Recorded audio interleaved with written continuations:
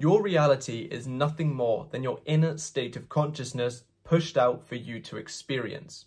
Now, admittedly, there may be some kind of time delay there. Sometimes things just happen a little bit later than others due to the way that the subconscious mind builds the bridge of incidences.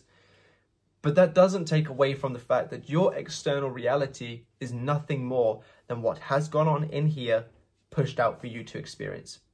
Think of it like this. Your thoughts, your feelings, and your awareness is a blueprint of a desired outcome, or undesired outcome if you've not been residing within the right things. Your subconscious mind takes that blueprint and builds it into your reality.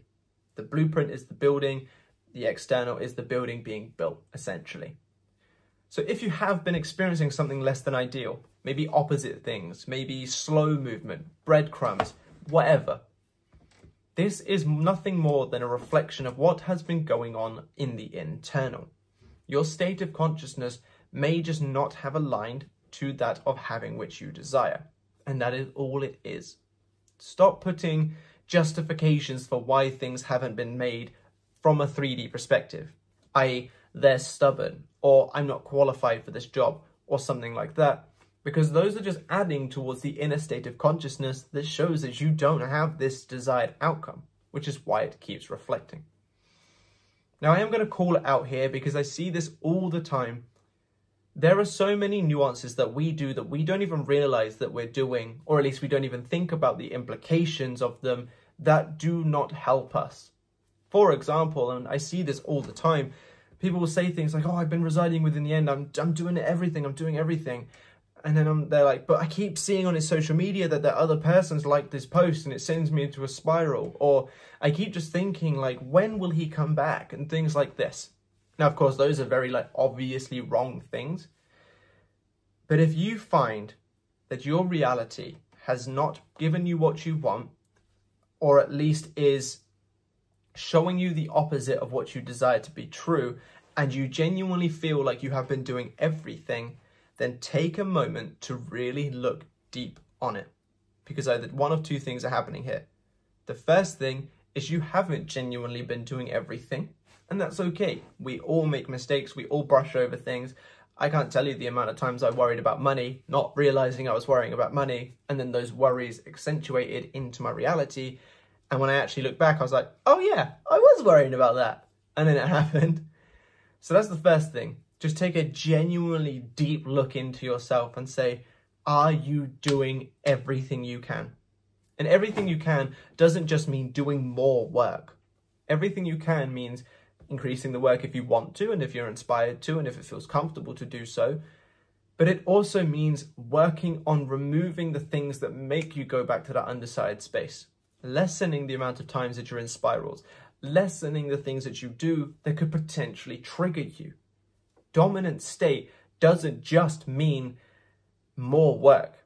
Dominant state means your desired state is outweighing the undesired state.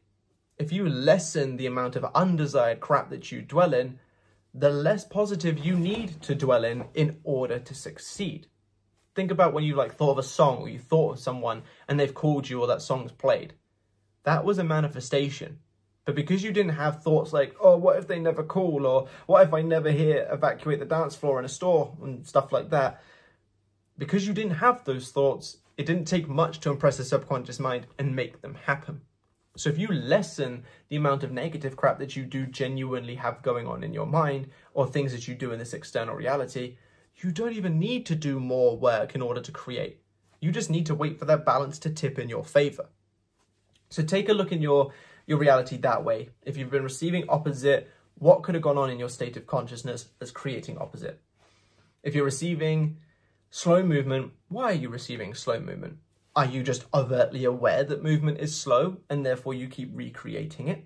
Are you talking about how person keeps saying that they want to take it slow? Are you aware that, each day that you wake up, you still haven't received an email from that interviewer and therefore you keep recreating it?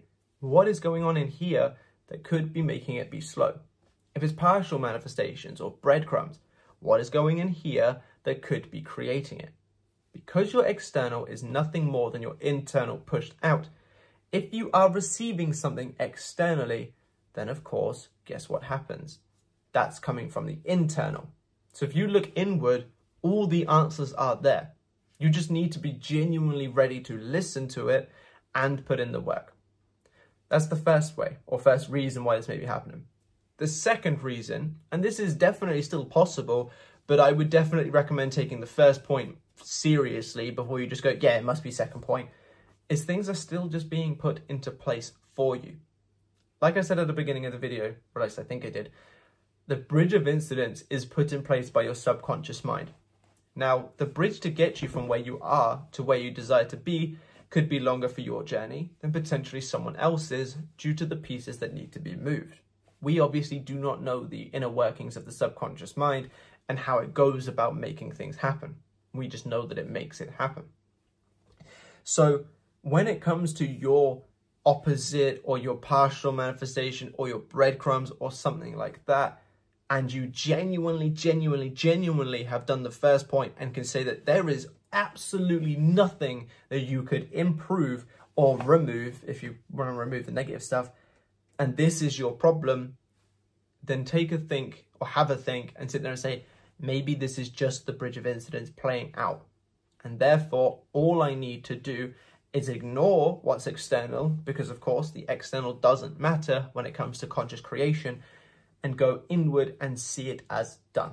Ensure that I am providing my subconscious mind the definite correct story, and I'm not letting whatever is in this external get to me so much so that I start unearthing the seed that I've placed.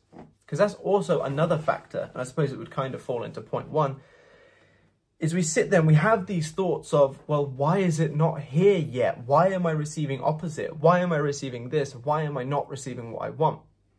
Who asks those questions? Someone that doesn't have what they want. What's that telling to your subconscious mind? You're someone who doesn't have what you want. So even, and of course you're here because you want to learn knowledge, so, you know, it's absolutely fine. But even the questions of, well, why am I receiving opposite? Is you being overtly aware that the opposite is happening and feeding it to your subconscious mind. Now, the unfortunate thing that we as humans tend to do is because we're a survival-based species, we will align with negative things easier. Because if we can essentially prepare for the worst, it, in theory, obviously not always, but in theory, will create a better chance of survival. And our minds don't know the difference between a perceived threat and a real threat. So having your specific person leave you on red to your body and mind is a threat. It puts you in that fight or flight panicky response, unless you're good at self-regulating and generally speaking have a very good sort of emotional maturity and such things like that. But it will put you into, I mean, even then, still sometimes, it will put you into a bit of a fight or flight response. So because of this, we align and accept as true the negative so much easier than we do the positive. There's a saying that I absolutely love. It's something like, we see reality not as it is, but as we are. So if we've got undesired negative stories going on internally and then someone leaves us on red, that could have been because they were busy. That could have been because they opened up their phone and then their manager was just like, get off your phone, you're supposed to be at work, and they didn't get a chance to respond. It could have been that their phone died. It could have been that they thought they'd clicked send, genuinely meaning to respond, but hadn't. Maybe they missed it and they locked their phone too quickly and didn't even notice it. These are all possibilities. But because we see the world as we are, not as how it actually is, if we have undesired stories going on internally, we will more than likely see that being left on red as our problem. We did something, they don't want us, and such things like that. So I can't remember how I got onto that tangent, but this, suffice it to say, if you are having these kind of questions or things like that, then that is you essentially taking yourself out of the state of having that which you desire, therefore falling into point one. So if you can genuinely say that you have done point one, you have like fine-tooth combed your process, and you are genuinely doing the absolute best that you can, as much work as you could physically do, as little negative as you can physically do, then take into consideration that it may just be the bridge of incidents coming into play. It may just be a case of ignore what's going on, keep going back to that inner world, keep letting it create, keep letting it do what it's got to do, and it will happen. By questioning why things aren't happening, you are essentially unearthing your seed to see what's growing, to see if it is growing. Seeds don't grow very well when you take them out the soil to check them. So leave it in there. Oh, still no bud sprouting? That's fine, it's happening. It's already done. I've seen it up here, therefore it's already done. Rinse and repeat this process. But I really hope this video has helped. If it has, drop me a like and a comment to push it out on the algorithm to help more people, just like it's helped yourself. Subscribe to the channel if you haven't already, and be sure to click that bell icon because YouTube doesn't always recommend the videos. And I will catch you lovely people in the next one. Bye-bye.